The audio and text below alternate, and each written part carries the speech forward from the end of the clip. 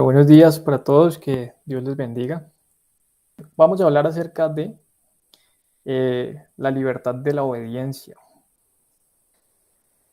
Y bueno, puede sonar como un poco contradictorio, ¿no? Hablar acerca de libertad en la obediencia, libertad de la obediencia.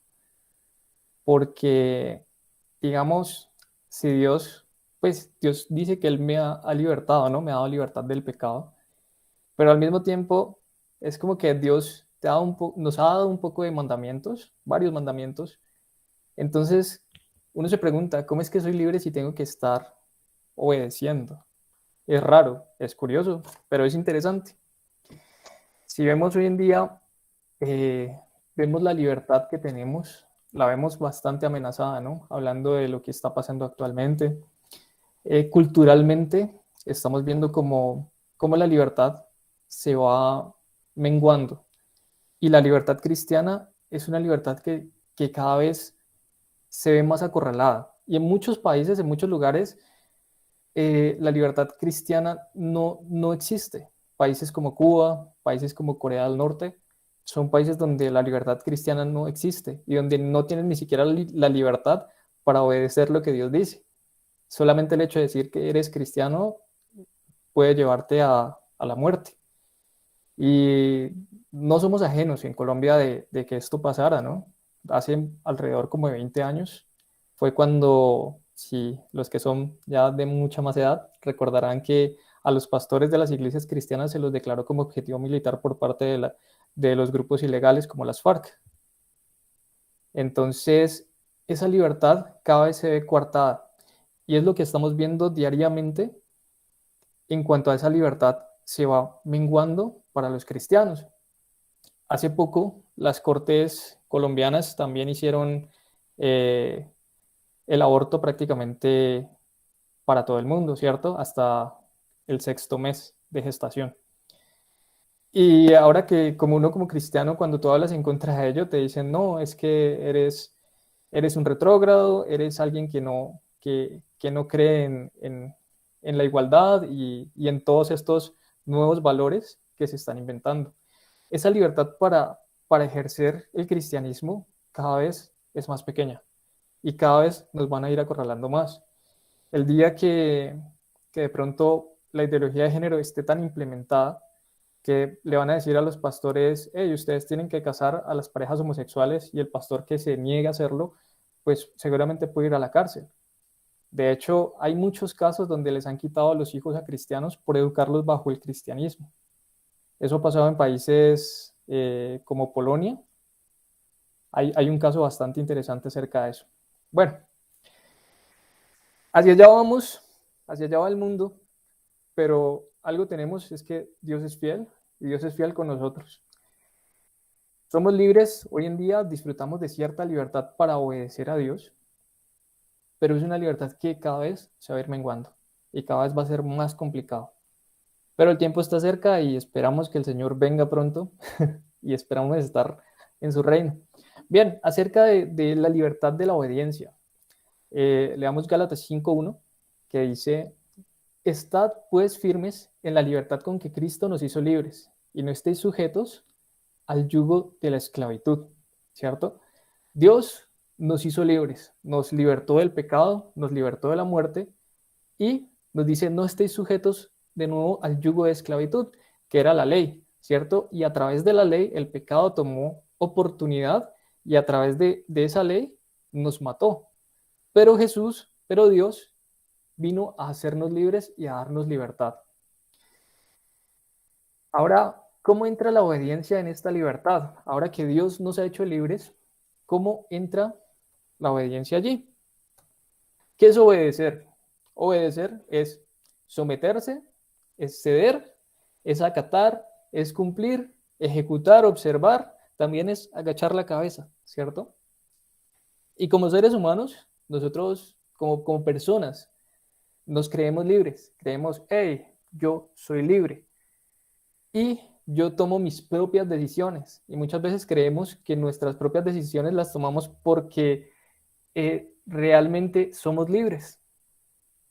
Y de pronto no nos va a gustar lo que vamos a escuchar el día de hoy, Dice la Biblia en Proverbios 16:2, dice, todos los caminos del hombre son limpios en su propia opinión, pero Jehová pesa los espíritus.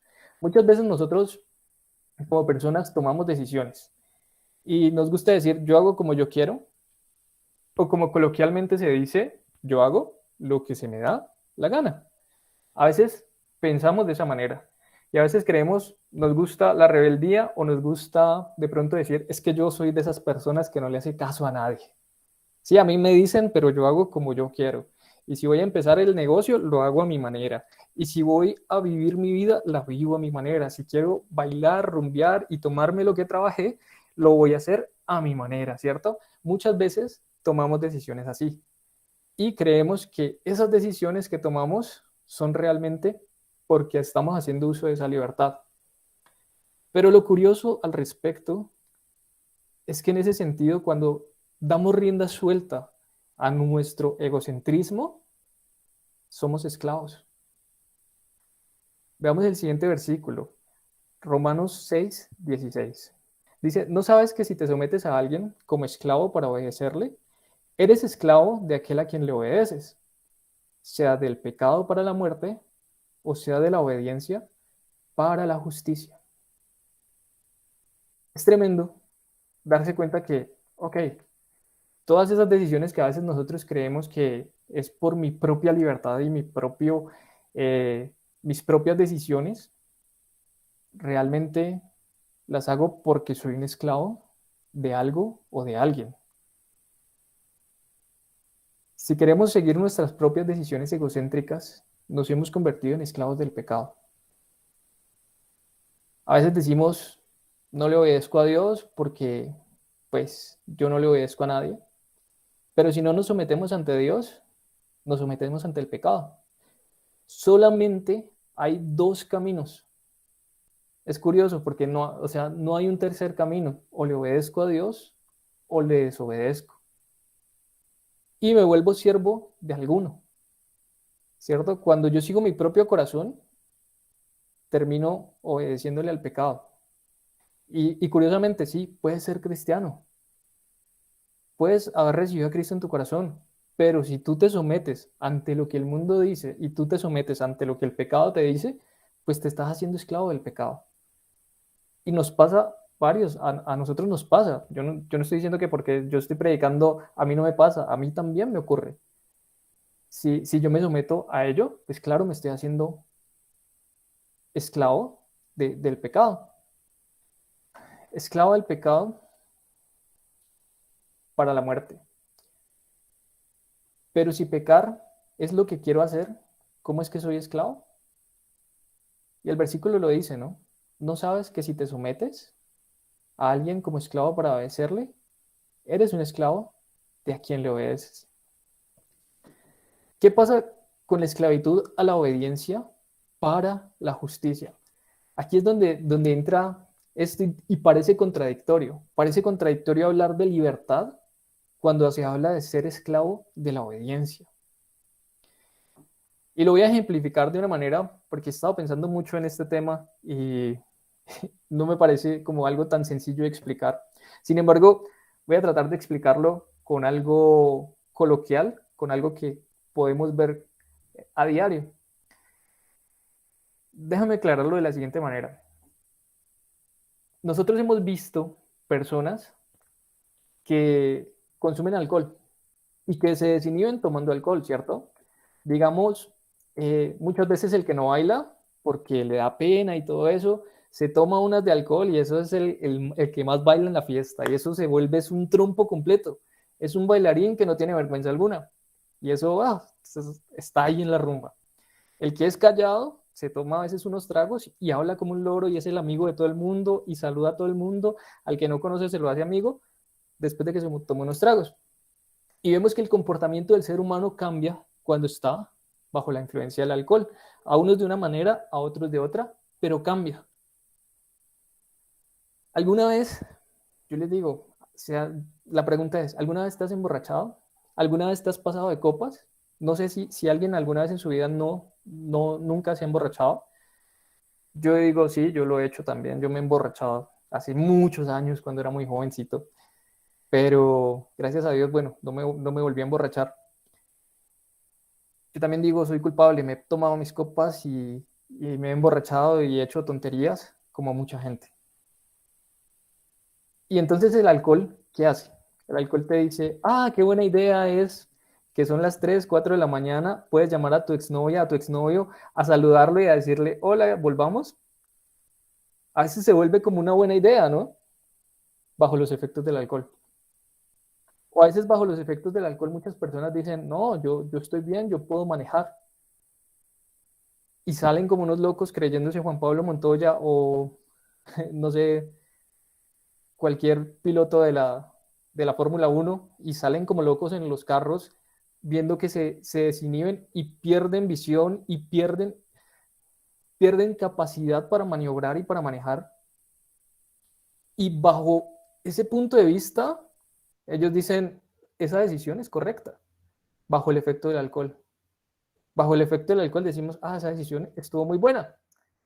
Vemos como que, ah, qué idiota tan gigante. Pero, ¿qué pasa cuando llega el estado de sobriedad? Ahí es donde vienen las vergüenzas, ¿no? Yo he escuchado a tanta gente decir lo siguiente, decir, no me acuerdo, se me borró el cassette, pero la verdad no es que se les haya borrado el cassette, no es que no se acuerden, es que sienten tanta vergüenza de las decisiones que tomaron bajo el efecto del alcohol que no quieren ni siquiera reconocerlo. Y curiosamente, lo que pasa con el ser humano, lo que pasa con el alcohol es algo similar a lo que pasa con el pecado. El alcohol nubla el entendimiento y te desinhibe y te hace ver las cosas de una forma diferente. Entonces el ser humano, bajo el efecto del alcohol, toma decisiones que dice, esto es lo que yo quiero hacer. Pero cuando está sobrio se da cuenta, uy, ¿qué hice? La embarré. O mucha gente, no sé si ustedes han tenido amigos, familiares o conocidos o han visto borrachos que han atropellado gente y que han terminado en la cárcel. Yo lo he visto. Y entonces, estando buenos y sanos, es como que, uy, yo no hubiera hecho eso si hubiera estado bueno y sano. Con el pecado pasa algo similar. El pecado es ese alicoramiento que te tergiversa la realidad y te la tergiversa de una forma tan impresionante que a lo bueno le llamas malo y a lo malo le llamas bueno. Que hoy en día empezamos a llenar de ideologías, como la ideología de género empieza a perturbar la sociedad y empieza a cambiar la mente de la gente. Como hoy en día el ateísmo empieza a ganar terreno y a decirte Dios no existe. Y lo popular se empieza a volver decir Dios no existe. Y te tratan muchas veces de tonto por decir, hey, Dios sí existe. Es el pecado el que tergiversa la realidad de una forma tal que entonces lleva la mente de la gente a tomar decisiones diferentes a lo que realmente hubiese querido si no se hubiese manchado con el pecado. Eso es lo que pasa con el pecado. Tergiversa lo inteligente y lo vuelve tonto. Veamos Romanos 1, del 21 al 22. Dice, pues habiendo conocido a Dios, no le glorificaron como a Dios, ni le dieron gracia, sino que se envanecieron en sus razonamientos, y su necio corazón fue entenebrecido. Profesando ser sabios, se hicieron necios. Y sí, esto pasa con el pecado, y esto pasa también con los cristianos cuando nos devolvemos al pecado. Se entenebrece nuestro entendimiento.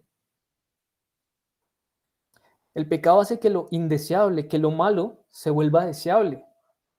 Como por ejemplo, la infidelidad, las iras, las enemistades, las brujerías, las hechicerías, todo lo malo se nos convierte en algo deseable. Y entonces nos convencemos que lo que el mundo dice es apetecible. Nos engaña de una forma tal que entonces nuestras decisiones decimos yo libremente escogí, pero no, es el efecto de ese alcohol, es el efecto de ese pecado que te tergiversa. Y entonces ahí uno cede la voluntad. Y como cede la voluntad, se vuelve esclavo de esas decisiones. Es tremendo lo que pasa con el pecado. Es tremendo que nosotros cambiamos la gloria de Dios por las cosas terrenales. Es tremendo que teniendo una patria tan hermosa y una herencia tan gigante como la que Dios nos ha dado, nosotros a veces cambiamos eso. Somos muchas veces irascibles, yo me incluyo, muchas veces me pasa, muchas veces me dejo aconsejar de ese pecado y me falta dejarme aconsejar de lo que Dios dice. Hay que liberarse de ese nublamiento que produce el pecado. ¿Qué hace el pecado? ¿Por qué nos engaña? ¿Por qué se vuelve tan exquisito a veces a los ojos de la gente? Veamos Santiago 1 del 13 al 15, que dice, cuando alguno es tentado, no diga que es tentado de parte de Dios, porque Dios no puede ser tentado por el mal, ni Dios tienta a nadie. Dios no provoca a nadie para que peque, sino que cada uno es tentado cuando de su propia concupiscencia es atraído y seducido. Entonces la concupiscencia, después de que ha concebido, da a luz el pecado, y el pecado siendo consumado, da a luz la muerte. El pecado surge como malos pensamientos, ¿sí? Surge como una idea. Ah, mira, esto es como interesante. Y el mundo te lo pinta. Y el mundo te dice, esto es lo más maravilloso que hay. La droga es buena, las desinhibiciones son buenas, la promiscuidad sexual es buenísima, las infidelidades, las parejas abiertas, todo esto el mundo nos lo dice. Y viene como una idea. Y viene como una idea. ¿Y qué pasa? El pecado, como nubla el entendimiento, a veces empezamos a aceptar todas esas ideas. Y muchas veces, no sé si les ha pasado, pero muchas veces jugamos con el pecado. Jugamos como que sabemos que hay algo malo y nos vamos y nos acercamos y decimos, yo me acerco hasta el borde, pero yo no salto. Pero ya cuando te has acercado al borde de pecar, evitar saltar se vuelve algo casi que imposible. ¿Por qué? Porque primero surge por los malos pensamientos que tergiversan la realidad. Cada uno es tentado de sus propios pensamientos de adentro, del pecado, y le da vuelta y vuelta hacia esas ideas malvadas. Y poco a poco somos atraídos y seducidos, porque nos gusta la idea y lo pensamos, y yo si yo hiciera, y si yo hiciera así, o cuando nos hacen algo malo y te quieres desquitar y te quieres vengar, si yo le hiciera esto y me desquitara, uy, qué bueno sería, y empezamos a maquinar. O con la infidelidad, empezamos como que, ah, no, pero mira, esta mujer está casada, pero si yo le hablo y le hablo, pero no, al final yo no voy a ser infiel ni voy a salir con ella, solo voy a hablar. Pero empezamos a ser seducidos y atraídos por ese pecado. Entonces, la concupiscencia, los malos pensamientos generan la realización del pecado, te llevan a pecar. Y el pecado genera, cuando el pecado es consumado, genera el hábito, un hábito pecaminoso. Y ese hábito pecaminoso nos lleva a una muerte espiritual, una muerte donde no producimos los frutos que deberíamos producir. Somos esclavizados. Eso es tremendo, lo que hace el pecado con nosotros. Entonces, vamos a hablar de cómo se obtiene la libertad para la obediencia, que es lo que nos interesa. Ya sabemos lo que nos hace el pecado, nos alicora y nos tergiversa el pensamiento, ¿cierto? Y nos seduce y nos lleva cautivos y nos hace esclavos. Ahora, ¿cómo sería obtener la libertad de la obediencia, ¿cierto? Para ello tenemos que quitar ese alicoramiento espiritual, tenemos que quitar la tergiversación de lo que hace el pecado en nuestras vidas. Cristo nos libertó del pecado. Eso es verdad, es una realidad, eso es algo que tenemos. Somos hijos de Dios, dice, porque de tal manera amó Dios al mundo que ha dado su Hijo unigénito para que todo aquel que en él cree no se pierda, mas tenga vida eterna. Tenemos la vida eterna, sí, vamos a ir al cielo, maravilloso, pero mientras que estamos aquí en la tierra, ¿cierto? Aún tenemos esa naturaleza pecaminosa, tenemos esa carne que nos lleva a hacer lo malo, pero debemos de quitar ese alicoramiento que nos produce el pecado. Por eso es tan necesario cambiar la forma de pensar y renovar los pensamientos que tenemos, y tenemos la Biblia para ello. ¿Cómo se vuelve al estado de sobriedad para el cual Dios nos creó? El estado de sobriedad es ese estado de libertad, ¿sí? La sobriedad es libertad. Y Dios nos quiere en un estado de sobriedad. Dios detesta que nosotros cedamos nuestra voluntad hacia el pecado. Y Dios quiere tomar el control. Dios toma el control para darnos a nosotros libertad. ¿Cómo lo hace? Veamos Mateo 26:41. Jesús les decía a sus discípulos, y esta es la noche que Jesús estaba muy angustiado porque sabía que iba a ir a la cruz. Y los discípulos no podían orar y se quedaron dormidos. Varias veces cuando Jesús iba y oraba y volvía, iba y oraba y estaba muy angustiado. Y Jesús le dice a sus discípulos, le dice, velad y orad, para que no entréis en tentación. El espíritu a la verdad está dispuesto, pero la carne es débil. Y aquí la pregunta que uno se hace es, ¿de verdad tú oras todos los días? Y es una pregunta que se tiene que responder cada uno, cada uno. ¿Realmente estoy orando todos los días? Si lo estás haciendo, déjame felicitarte. Genial. Si no lo estás haciendo, aquí hay algo en lo que tienes que pensar y que tienes que tener muy en cuenta. Es muy importante. Para quitar esa venda que muchas veces tenemos en los ojos, sí tenemos que orar. Es imposible que te quites la venda de los ojos de lo que es bueno y lo que es malo si tú no oras. Es imposible. No se puede. Solamente con Cristo tenemos ese poder para ver las cosas diferentes. A mí me pasa. Muchas veces tengo ideas y tengo planes pecaminosos en mi cabeza y digo, voy a hacer esto, voy a hacer esto, voy a hacer lo malo. ¿Y qué me pasa? Digo, Dios, tenemos una conversación pendiente, voy a orar.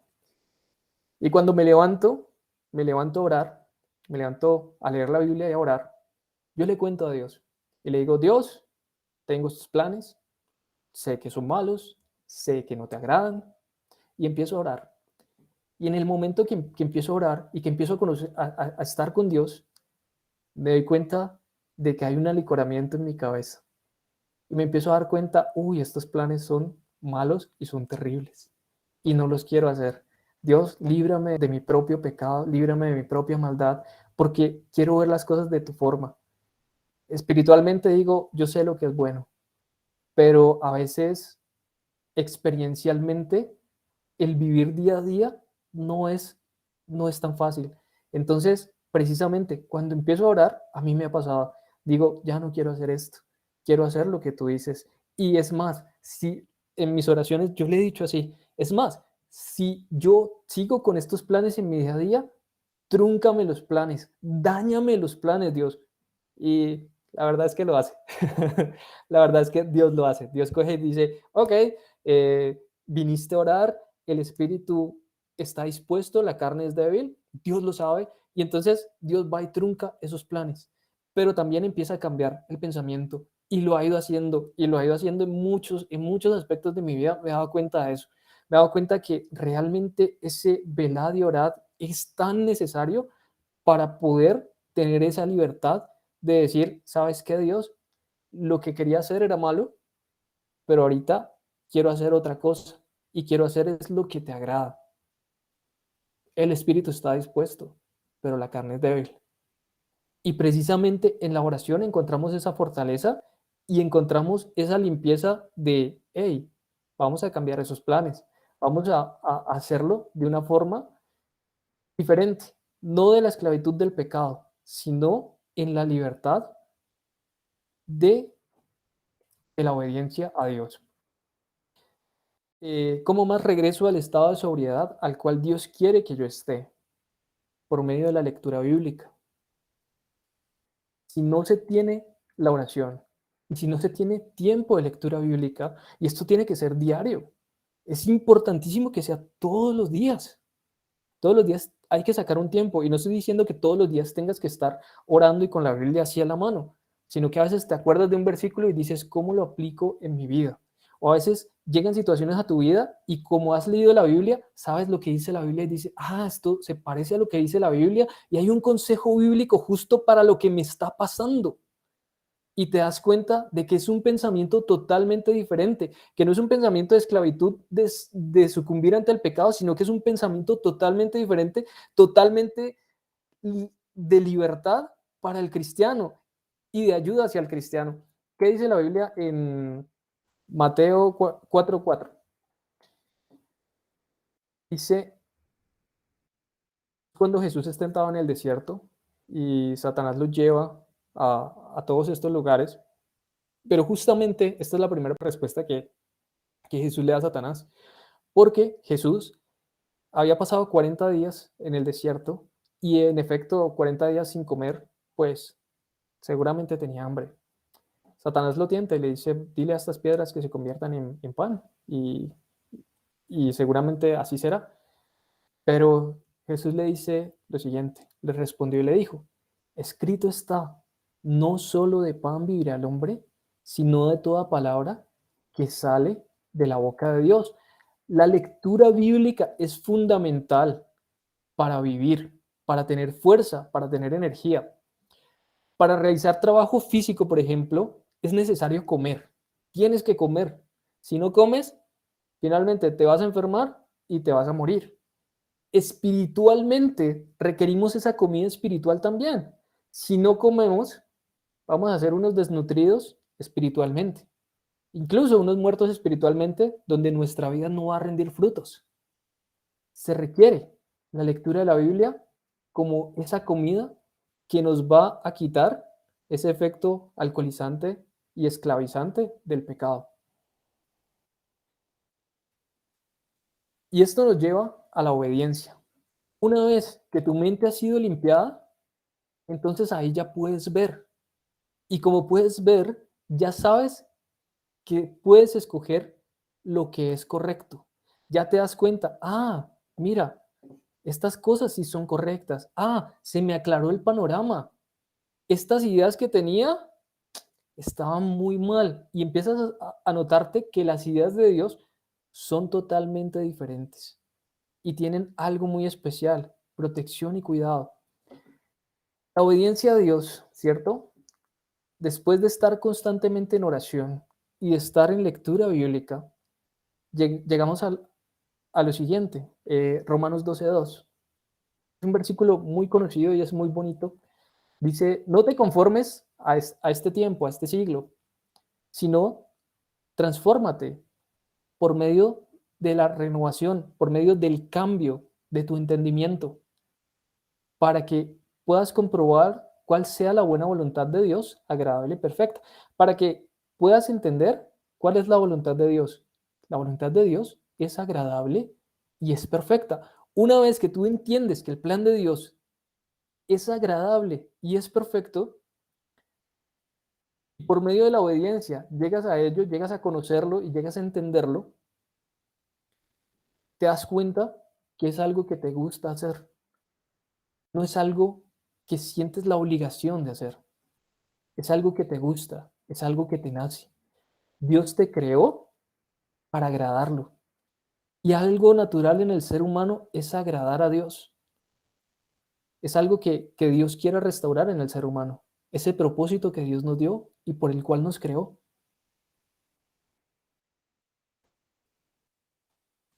La libertad está cuando somos libertados de la opresión del pecado. Es entonces cuando voluntariamente queremos obedecer a Dios, porque queremos hacerlos y porque nace de nuestra propia voluntad. Yo recuerdo, por ejemplo, algo que me pasaba con mis padres. Cuando era niño, digamos, yo me quedaba con muchísimos resentimientos y con pequeñeces que me ofendían, a pesar de todo lo que mis papás habían hecho por mí. Y yo me quedaba como con esas cositas ahí guardadas y, uy, qué jartera y no sé qué. Y me las quedaba guardadas de chiquitico. Y tenía esas distintas amarguras guardadas en mi corazón en contra de ellos. Pero les voy a decir la verdad, cuando yo conocí la Biblia, cuando conocí el quinto mandamiento de honra a tu padre y a tu madre, y lo que Dios enseña al respecto, se los digo, mi perspectiva cambió. Ahí es como lo que aplica a Romanos, cambia tu entendimiento. Y yo recuerdo que yo a mi papá, cuando yo estaba más peladito, yo le decía, el cucho. Y notaba que a él le incomodaba. Y yo, el cucho, así como le incomoda, entonces se lo decía.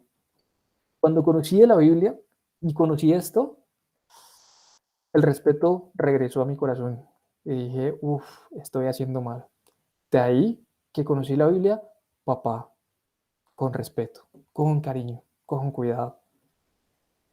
Eso cambió. Y ese honrar a los padres, sí, Dios lo demanda, es un mandamiento, es cierto. Pero te digo la verdad, cuando tú llegas a comprenderlo, tú dices, ¿sabes qué? Yo quiero honrar a mis papás, no porque Dios lo manda nada más, es porque algo al entenderlo me doy cuenta que es bueno, que es agradable y que es perfecto. Es algo que cuida de las personas que me cuidaron. Es retribución, es cariño, es amor. Y lo quiero cumplir porque me nace, porque primero a Dios le gusta y yo quiero agradarle a Dios. Me hace como, hey, yo quiero cumplir esto porque le agrada a Dios, por amor a Dios. Pero no solamente eso, lo quiero cumplir porque realmente lo quiero hacer y quiero cuidar de la gente que tengo cerca. Un cambio de chip totalmente diferente, un cambio de licoramiento de, ay, la amargura, el resentimiento, y me hicieron y me dolió, aún, hey, quiero honrarles porque a Dios le agrada, quiero honrarles porque a mí me nace, porque quiero y porque me hace feliz también. Entonces, la obediencia de la libertad ocurre por ese amor a Dios. Nos cambia el chip completamente. Oración y lectura bíblica.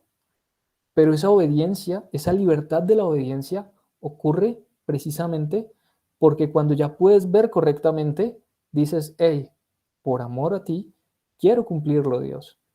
Y es totalmente diferente. No es, Dios me está obligando y es un tirano que me obliga. No, es que Dios me restaura y como me ha restaurado, entonces yo digo, hey, quiero cumplir en esto. Ahora, personalmente se los digo, que faltan muchas cosas por cambiar, me faltan todas, pero ahí estamos en ese camino y es algo que Dios está haciendo con todos nosotros. Entonces, bueno, para terminar, recordemos, la esclavitud ocurre bajo el pecado. El pecado nubla el entendimiento y tergiversa la realidad. La libertad viene de mano de la lectura bíblica con la oración. Es imposible tener claridad sin oración y sin lectura bíblica. Somos libres cuando vemos claramente y nos volvemos obedientes por gusto, nos volvemos obedientes por amor. Finalmente, el versículo que decía, el primer versículo, dice, estad firmes, Gálatas 5:1, estad firmes en la libertad con que Cristo nos hizo libres y no estéis otra vez sujetos al yugo de esclavitud. Que el Señor bendiga su palabra. Allí donde estamos, vamos a orar. Padre Celestial, te damos gracias por lo que nos enseñas. Te damos gracias, Dios, porque en ti podemos experimentar realmente la libertad y que cuando tenemos esa libertad, te obedecemos, Señor, por amor, por gusto, por amor a ti. Te damos gracias, Dios, porque nos has libertado del pecado. Tenemos una gran necesidad de ti, Dios. En nuestro día a día te necesitamos y queremos tu ayuda, Señor. Por eso te pedimos que nunca dejemos de orar, que nunca dejemos de leer tu palabra. Son fundamentales para nuestra vida, Dios. Así como lo que comemos, el pan y el agua, son fundamentales para nuestro cuerpo. Tu palabra es fundamental para nuestra vida. Te necesitamos, Dios, y te queremos con nosotros. Queremos obedecerte. Por eso te pedimos que aclares nuestro entendimiento, que transformes, Señor, nuestra forma de pensar, nuestra forma de actuar. Y te pedimos que nos enseñes cada día, Dios, a obedecerte, que aprendamos lo hermoso que es obedecerte estando en libertad. Te damos las gracias por tu palabra, Señor, y te pedimos también, Dios, que bendigas los diezmos, las ofrendas, Señor, que seas tú bendiciendo al dador alegre, como lo dices en tu palabra. Sabemos que tú no te quedas con nada, Dios, y te pedimos por ello, Señor, que seas multiplicando, que seas tú dándole trabajo a las personas que de pronto no lo tienen, Señor, dentro de la iglesia, y que seas tú proveyendo. Sabemos que tú nos provees, Señor, y que antes de que abramos nuestra boca, tú sabes de qué tenemos necesidad. Por eso sabemos que podemos confiar en ti, Señor, y te damos gracias, Dios, por tu palabra. En el nombre de Jesús, amén y amén.